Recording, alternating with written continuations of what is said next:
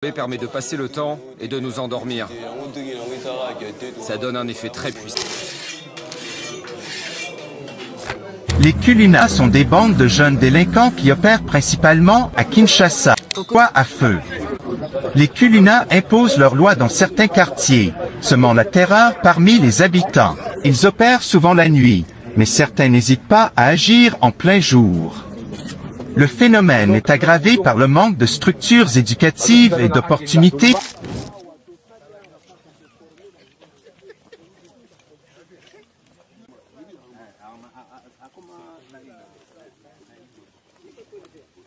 On cherche aussi à réinsérer ces jeunes dans la société à travers l'éducation et l'emploi. Cependant, le problème persiste, reflétant des enjeux sociaux plus larges, comme la marginalisation des jeunes et l'inégalité économique.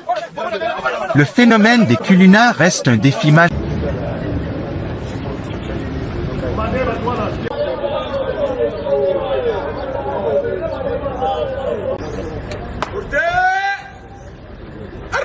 Excellence, le détachement d'honneur de la police nationale, prison centrale de Maquis.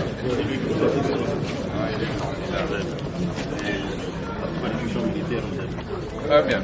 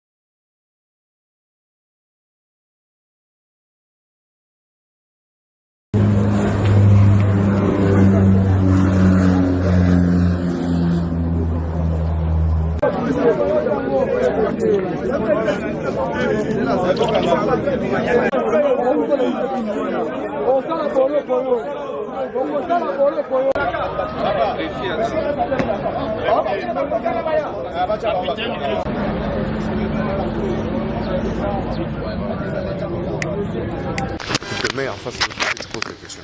Deux questions. C'est ma question de Zara Milaï.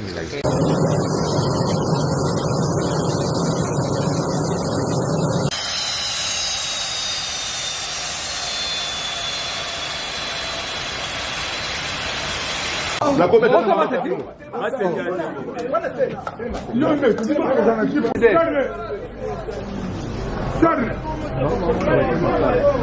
Ici, il y avait d'abord 40. Oui. Mais qui sont ceux qu'on a enlevés pour que la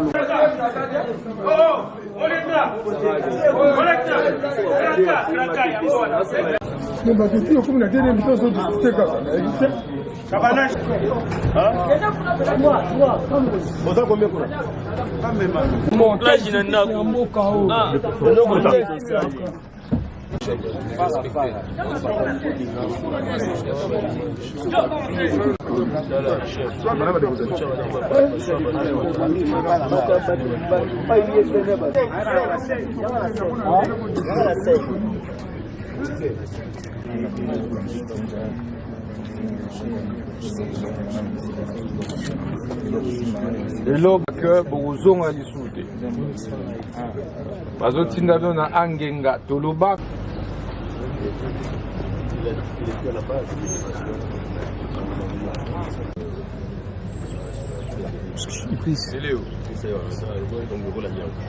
Allez.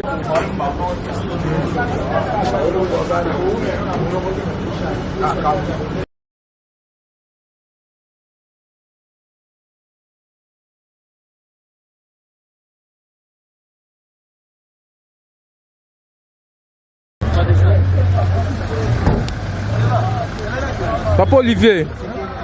Brice.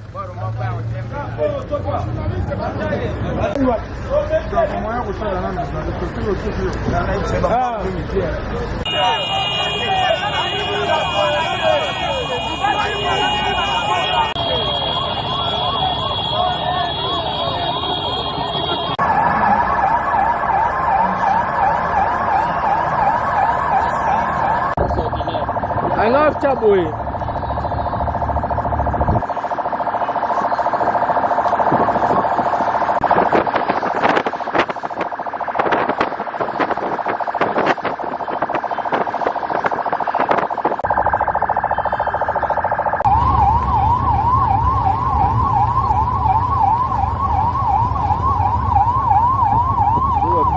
ezali ifola tindelo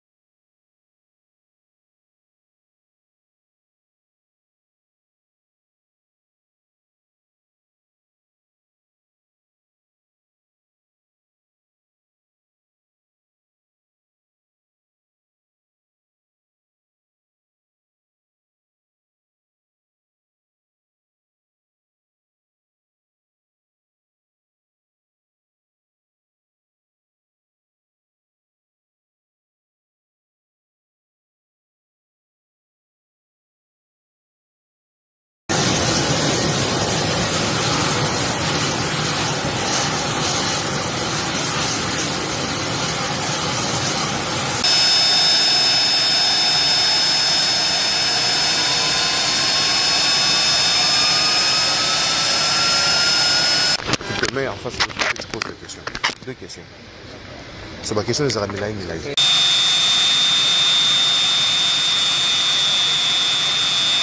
Il est déjà en l'air. Yeah.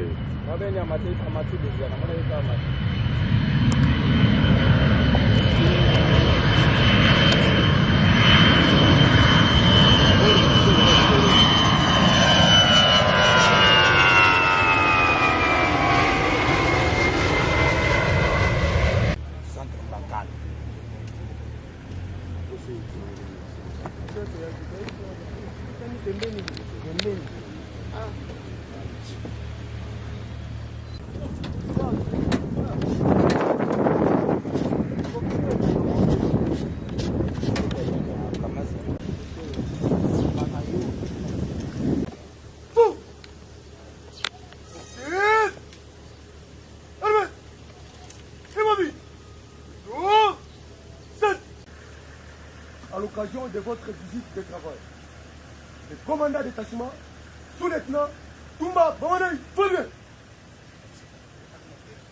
Mon premier commandant, votre dernier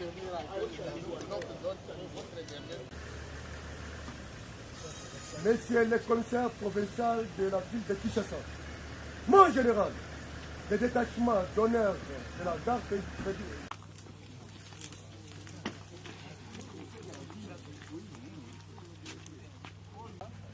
constitué c'était messe des officiers. Et partout là-bas, c'était maintenant les réceptoires des apprenants. Et au fond, il y avait la cuisine.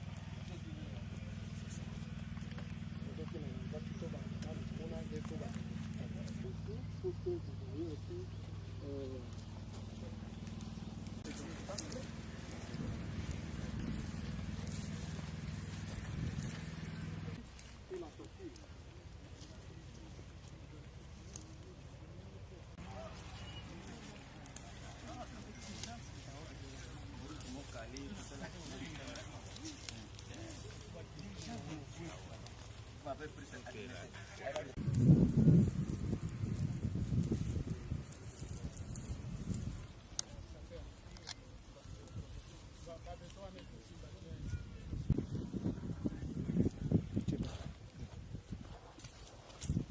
où il y a comme une antenne de poteau là, c'est ça, excellent. Il y a Kobamba, il y a Koti, il y a Pamba. Mais ici, vraiment, c'était bien organisé. C'était propre. Et les enfants qui ont appris ici sont devenus des grands antiterroristes. Parce qu'ils ont subi une formation vraiment digne de son nom. Alors, nous sommes comme ça, nous regrettons comment... Vous ne faites ça la paix, toujours avec les moyens de bord, il n'y a pas de... C'est là où nous sommes sortis. Toutes ces maisons que vous voyez là-bas sont dans la concession de l'école. Et quand vous prenez cette colline ici, en bas ici, à côté de la rivière, justement à côté de la route nationale numéro 1, vous verrez encore d'autres spoliataires là-bas. Et il y a des chefs de localité qui se disent que c'est nous ici, ça nous appartient. Moi, je n'ai pas le droit de les arrêter. Ce n'est que moi, je ne fais qu'un rapport. Non. Moi, je suis la police, oui. Mais une police qui n'a pas le droit d'arrêter n'importe qui comme ça. Mon aîné est là, il pouvait vous relater toutes les informations. Votre humble serviteur.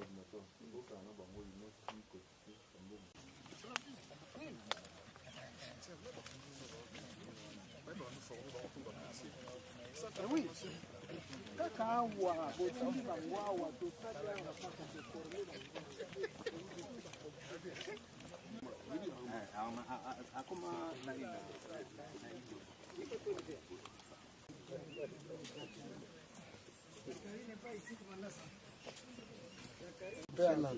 On peut réhabiliter ça, ça peut faciliter directement d'abord à faire monter des routes. Sinon, pour nous, le bâtiment ici que vous voyez, c'est constitué de dépôts d'armes. C'était ça le dépôt d'armement. C'est ça. Mon aîné est là, il pouvait vous relater toutes les informations.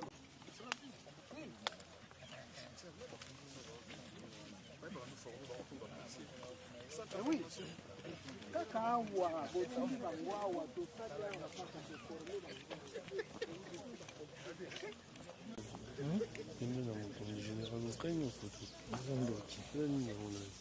Bon, ça me demande que les experts qui ont fait ça, qui peuvent...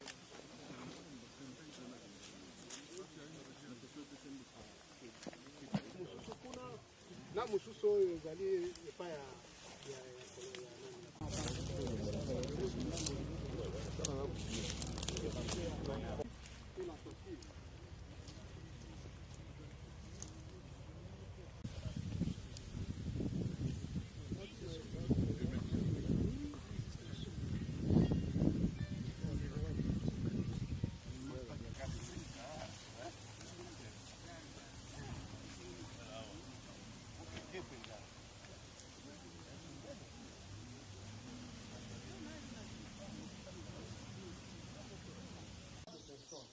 le champ de tir commence à partir de là. Ça va vite.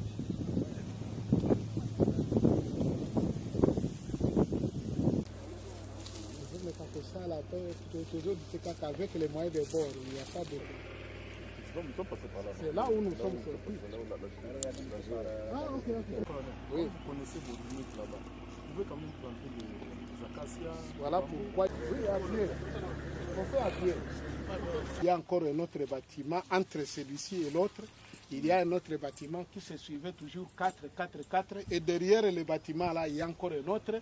Déjà 16 plateformes, plus la plateforme ici qui fait déjà...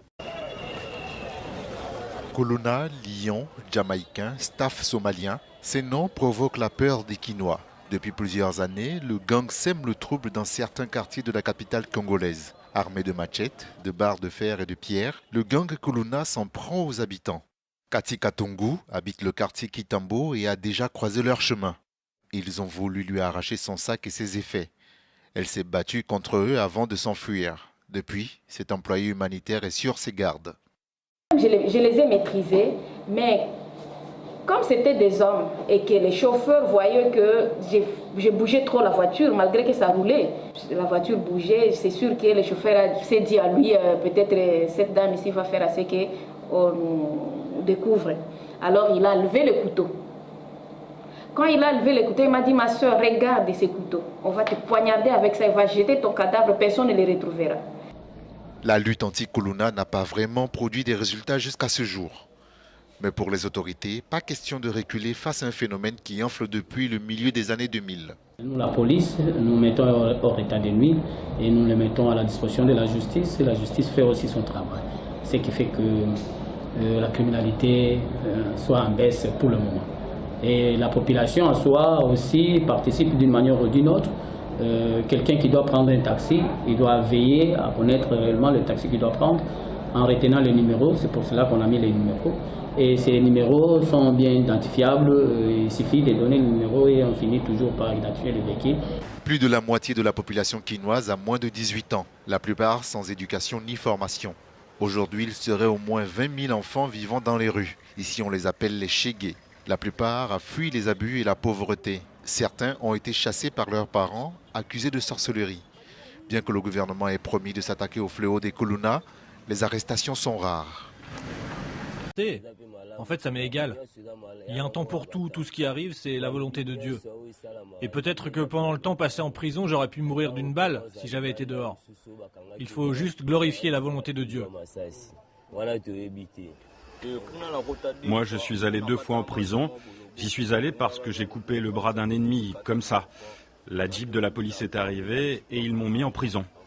J'ai fait 8 ans là-bas, sans aucune visite. Je me suis débrouillé pour survivre, pour trouver à manger. Moi, j'ai souffert énormément. Je nettoyais les toilettes, je vidais la merde des autres. C'est le Zaïre, un monde de souffrance. Si tu ne m'en dis pas, tu ne vis pas. C'est un pays bizarre où un homme peut te sodomiser pour de la nourriture. Il te fait ça, sinon tu ne manges pas. Pour avoir du foufou, la farine de manioc, tu dois passer par là. C'est un monde dur.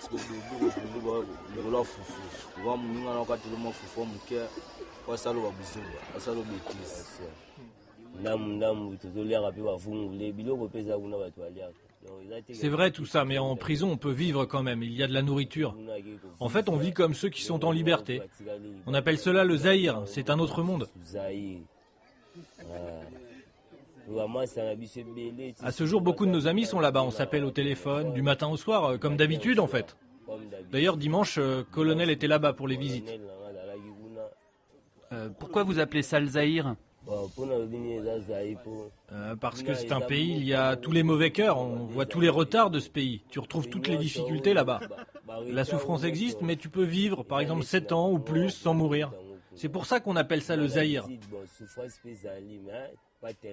Parce que, en fait, du temps de Mobutu, on ne mourait pas aussi facilement qu'aujourd'hui. On souffrait, mais on ne mourait pas.